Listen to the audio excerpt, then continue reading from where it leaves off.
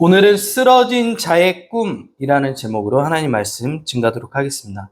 한 주간 잘 지내셨나요? 네, 날씨가 이제 여름하고 봄하고 경계가 무너진 것 같아요. 여름 같아요. 좀 덥죠? 네. 여러분, 사회적 약자와 함께한 신경님 시인을 아시나요? 신경님 시인은 들어보셨죠? 네. 농무, 수능 시험에 자주 나오는 현대시예요. 농무, 신경님의 농무, 수능에 잘 나와요. 가난한 사랑의 노래, 갈대, 살아있는 것은 아름답다. 대부분 소외된 사회적 약자를 대변하는 시를 썼어요. 그가 가난한 사람들의 삶의 실상을 보고 난 다음에는 자신에 관한 시를 쓰지 않고 앞으로는 사회적 약자에 대한 그들을 위한 시를 써야 되겠다. 그래서 평생 그 약속을 지키고 가난한 사람들을 위한 시를 썼습니다. 오늘은 그가 쓴 시 중 봄에 어울리는 싹나다 할 때 그 싹이에요. 싹이라는 시를 낭독해 드리겠습니다. 싹 신경님. 어둠을 어둠인지 모르고 살아온 사람은 모른다. 아픔도 없이 겨울을 보낸 사람은 모른다. 작은 빗줄기만 보여도 우리들 이렇게 제제발거리며 달려나가는 까닭을. 눈이 부셔 비틀대면서도 진종일 서로 안고 간지리며 깔깔대는 까닭을. 그러다가도 문득 생각나면 깊이 숨은 소중하고도 은밀한 상처를 꺼내어 가만히 햇볕에 내어 말리는 까닭을. 뜨거운 눈물로 어루만지는 까닭을. 네. 아픔을 간직한 사람, 또 이 시대를 정직하게 살려는 사람만이 그 소중한 가치를 아는 거죠. 네. 진실을 아는 사람은 거짓과 치열하게 싸움을 살아가는 사람만이 진실을 알고, 하나님 말씀의 가치를 아는 사람은 그 말씀을 붙들고 부지런히 그 말씀 중심으로 살려는 사람만이 그 가치를 아는 거죠.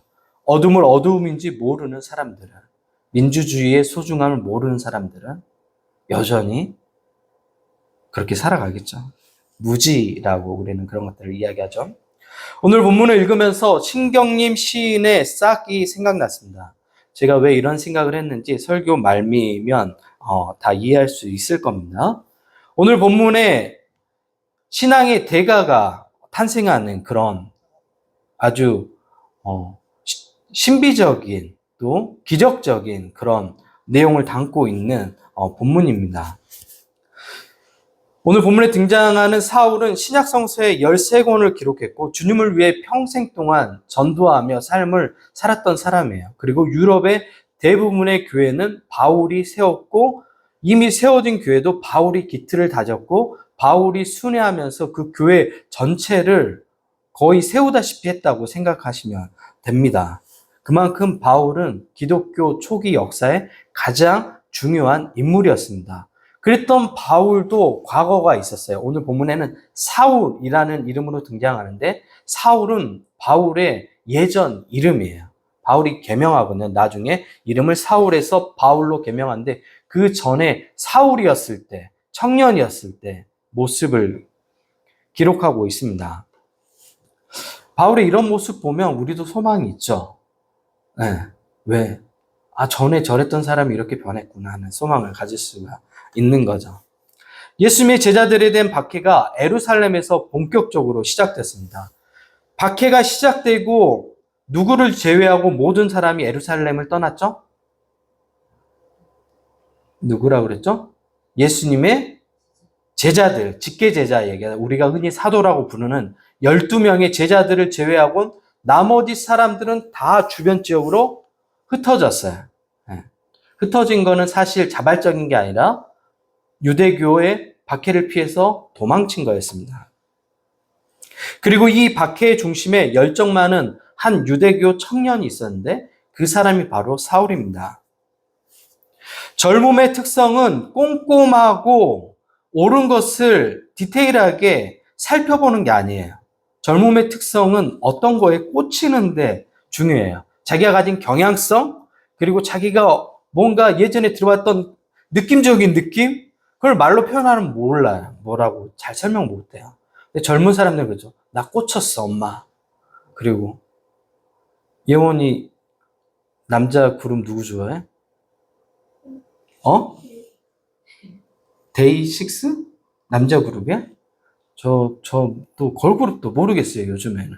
너무 많아가지고. 데이식스를 왜 좋아하는 거야, 도대체? 내가 볼 때는 다 똑같거든요? 남자, 물론 제가 나이 들은 건 아니에요. 그냥 다 똑같이 보여요. 그놈이 그놈. 저는 보여. 네. 근데 왜 좋은 거야, 데이식스가? 모르겠어? 아, 그 꽂히는 게 있거든요, 자기가. 젊었을 때는.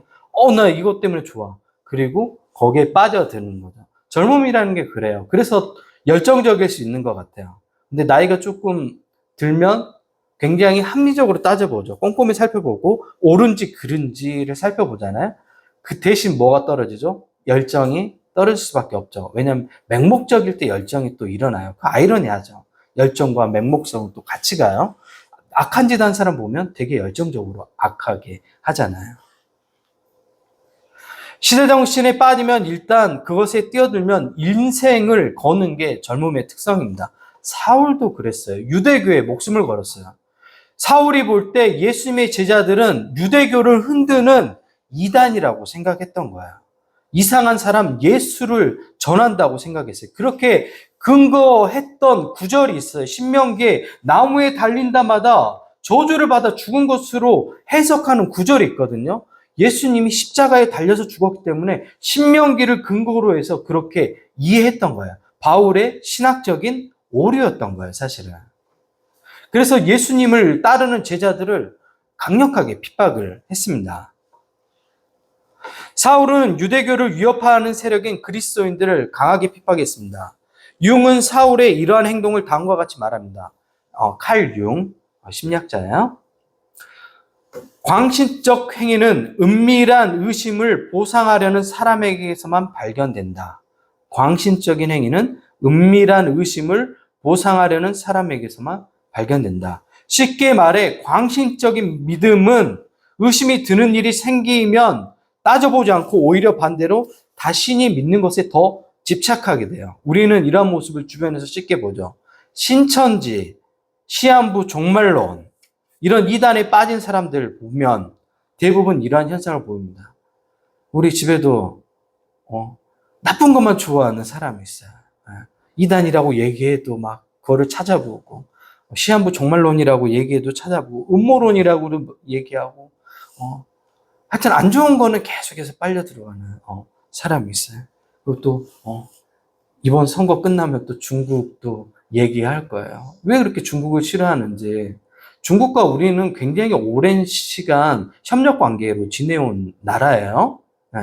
언제부터 일본하고 그렇게 협력적이었다고. 언제부터 미국이랑 그렇게 협력적이었다고. 미국은 세워진 지 얼마 안 된 나라예요. 신생국가라고 우리 역사로 보면. 네. 그래서 뿌리가 없어요, 그 사람들. 그래서 근본이 없는 사람들이라 되게 어떻게 해요? 실용적인 것만 쫓아가잖아요. 트럼프 같은 사람 대통령으로 뽑잖아요.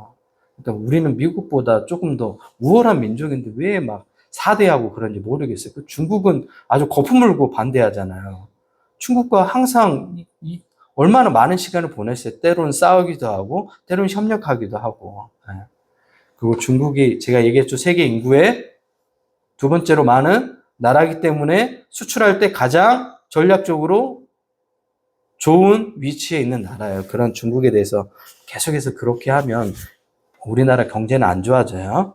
조금 정신 차리면 좋은데. 하여튼 왜 그런 것들을 그렇게 또 나누는 아이들이 있어요. 게임 커뮤니티에서 계속해서 퍼나르고 가짜뉴스 퍼나르고 이제 가짜뉴스를 계속 접하다 보면 나중에는 진짜가 뭔지 몰라요. 이단에 빠진 사람들이 왜 이단에 빠진 줄 알아요? 나중에는 정보가 다 섞여가지고 어떤 게 진실인지 구분 못해요. 거짓말 많이 하는 사람이 자기가 거짓말하는지 몰라요. 제가 엄청 충격적인 얘기 들었거든요. 저한테 그러더라고요. 목사님은 거짓말하는 사람 마음을 모른다고. 이게 무슨 궤변이에요? 이게 무슨 궤변이냐고요. 잘못된 거죠. 자신이 믿는 바를 더 확고히 붙잡으려고 하는 것이 바로 사울의 모습이었습니다. 그리고 이러한 현상에 빠지면 친구, 가족 있어요, 없어요? 없어요. 다 버려요. 여러분, 사람다움을 잃어가는 기독교는 기독교가 아니에요. 이단인지 확인할 수 있는 방법이 있어요. 사람다움이 있는지. 가족 버려야 된다. 기독교예요? 아니에요. 이단들 대부분 그러죠. 가족도 버려야 된다고. 신천지에 빠진 청년들, 예은이 또래 애들이 많이 빠지거든요. 빠지면 가장 먼저 누구와 관계를 끊냐면 가족과 관계를 끊어요. 네. 그리고 부모가 오잖아요. 그럼 저 여자라고 얘기해요. 아빠한테 저 남자라고 얘기해요. 나 저 사람이라 모른다고. 신천지 빠지면 그래요. 그러니까 아이들 혹시 이상한 데 빠지나 잘 살펴보아야 됩니다. 잘 지도해주고. 사울의 열정은 예루살렘에서 멈추지 않았습니다. 이제 그는 산에 들인 의장인 대제사장을 찾아가 법적 효력이 있는 공문을 요청해요. 그래서 딱 공문서를 가지고 와서 자기가 예수 믿는 제자들, 도망친 사람들 잡아다가 다 처벌하겠다. 얼마나 열정이 많은 사람인지 알겠죠. 그리고 예루살렘에서 다메섹까지 찾아갑니다. 사울은 후에 자신이 얼마나 열정이 지나쳤는지 갈라디아서 1장 14절에 다음과 같이 말합니다. 내가 내 동족 중 여러 영갑자보다 유대교를 지나치게 믿어 내 조상의 전통에 대하여 더욱 열심이었으나, 이 말은 자랑하는 게 아니라 후회하는 거예요. 어리석은 열정이었다. 방향이 잘못된 열정이었다고 이야기하고 있는 겁니다. 우리는 사울의 이러한 열정이 예수님을 믿는 사람에게 얼마나 큰 위협이 되었는지 알 수 있습니다. 그는 예루살렘에서 200km를 걸어서 일주일 정도 소요되는 다메섹까지 쫓아가는 열정을 보입니다. 당시 다메섹이 큰 도시였고 인구 4만 명이 정착해서 살던 곳이에요. 그리고 거기는 회당이 있었고 거기서 예수님의 제자들이 복음을 전한다는 이야기를 들은 거야. 바울이 가만 안 두겠어. 씩씩거리면서 200km를 걸어가는 거야. 바울의 모습이 상상이 되죠. 네. 사울은 다메섹으로 가는 내내 예수 믿는 사람들을 어떻게 잡아갖고 옥에 넣을 건지 여러 가지 시나리오를 구상하면서 계속해서 걸어갔습니다. 그리고 다메섹에 거의 도착했을 때 자신이 품은 뜻을 거의 이루기 직전에 하늘로부터 강한 빛을 맞이하게 됩니다. 이 빛은 사울과 함께하는 사람들은 보지 못했는데 사울만 본 거예요. 아무리 겁없는 청년 사울이라도 이 신비로운 현상 앞에서 엎드릴 수밖에 없었어요. 너무 두려웠어요. 그리고 소리가 들렸습니다. 사울아, 사울아, 내가 어찌하여 나를 박해하느냐. 사울이 당황하죠. 분명히 이거는 신적인 메시지라는 걸 알았어요. 그리고 물어요. 주여, 누구시니까? 예수님이 대답합니다. 나는 내가 박해하는 예수라. 부활하신 예수님이 빛의 강한 입자를 통해 사울을 찾아오신 거예요. 사울과 만나신 거예요. 빛으로 오신 예수님을 사울이 만나는 거예요. 우리는 이러한 신적 경험을 한 사람들을 뭐라고 얘기하죠? 예언자라고 얘기합니다. 사울과 같이 있던 사람들 역시 사울에게 들렸던 소리는 들었는데 빛은 보지 못했어요. 소리만 들었던 거예요. 그러니까 같이 갔던 사람들도 두려워하는 거예요. 이건 분명히 신적인 소리인데, 하늘의 소리인데 사울이 박해하고 있다고 얘기하는 거예요. 사울의 삶이 잘못됐다고 이야기하고 있는 겁니다. 사울은 그에게 빛으로 찾아오신 예수님을 만났고 자신이 지금까지 배웠던 모든 것에 대해서 다시 생각하기 시작했습니다. 자신이 가졌던 신념, 자신이 가졌던 생각, 자신이 가졌던 모든 그 가치관이 한순간에 무너져 내리는 순간이었어요. 사울이 단순히 엎드려진 게 아니라 자신이 가졌던 모든 생각도 한꺼번에 무너져 내렸던 순간이에요. 하늘의 음성을 들어야 할 사람에게 이 음성은 들려옵니다. 그리고 모든 사람에게 이 음성은 들려와요.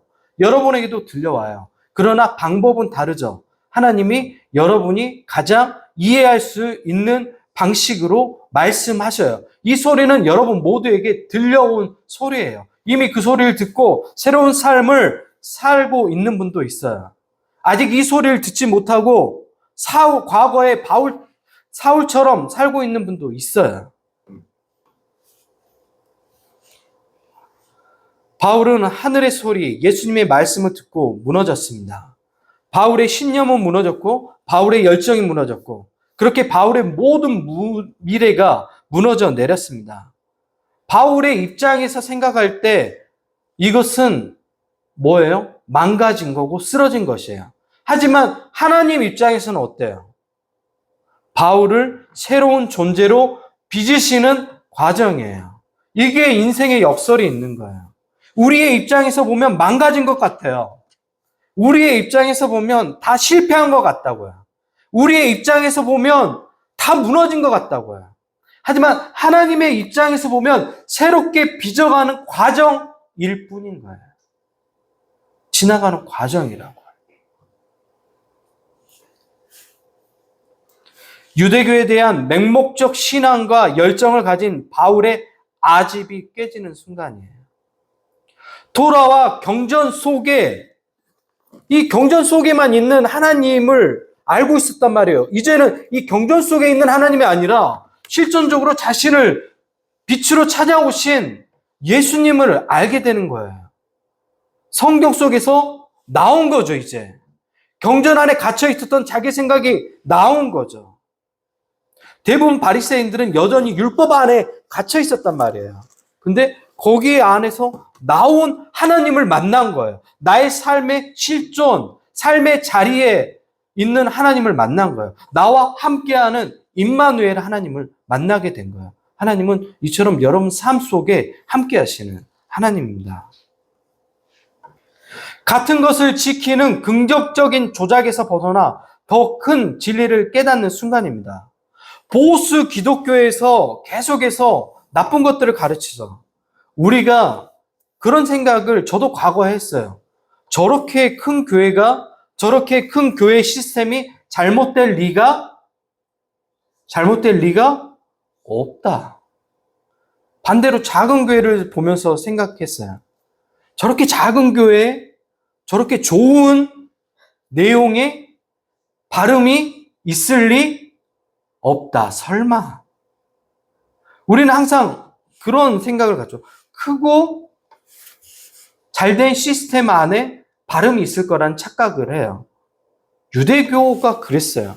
당시에 가장 유일한 종교였고 거대한 시스템을 가지고 있었단 말이에요. 설마 잘못될 리가? 근데 잘못되었죠. 하나님께서 그것을 깨뜨리신 겁니다. 모든 사유와 신념이 무너진 그날 바울은 이전보다 더 큰 사유와 건강한 신앙을 갖게 되었습니다. 여러분도 절망할 때가 있죠. 언제 절망하죠? 내가 믿었던 사람이 배신하고 내가 믿었던 나의 생각이 잘못됐음을 알았을 때 내가 어리석었구나 할 때 주저앉잖아요. 근데 그때가 끝난 게 아니에요. 그때가 다시 시작할 수 있는 기회의 시간입니다. 사울이 오늘 바로 그런 걸 경험하고 있는 겁니다.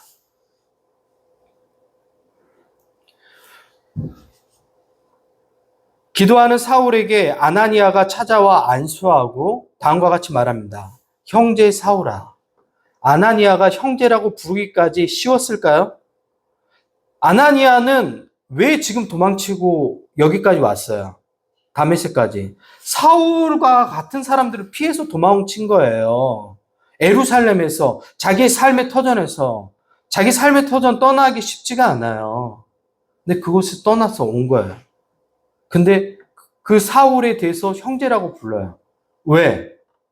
하나님께서 사울을 향한 뭐가 있다고요?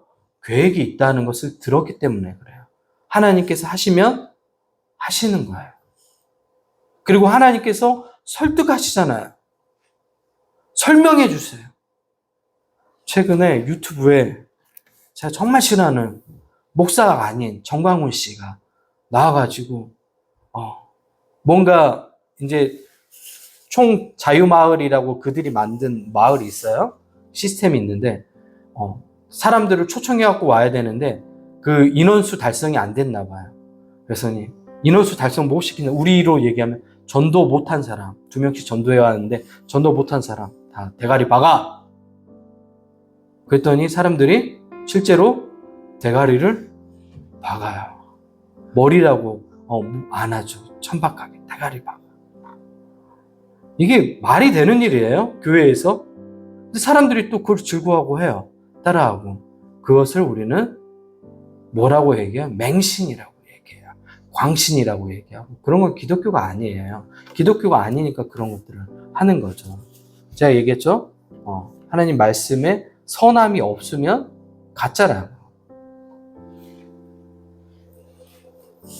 농담이 아니라 실제예요. 네.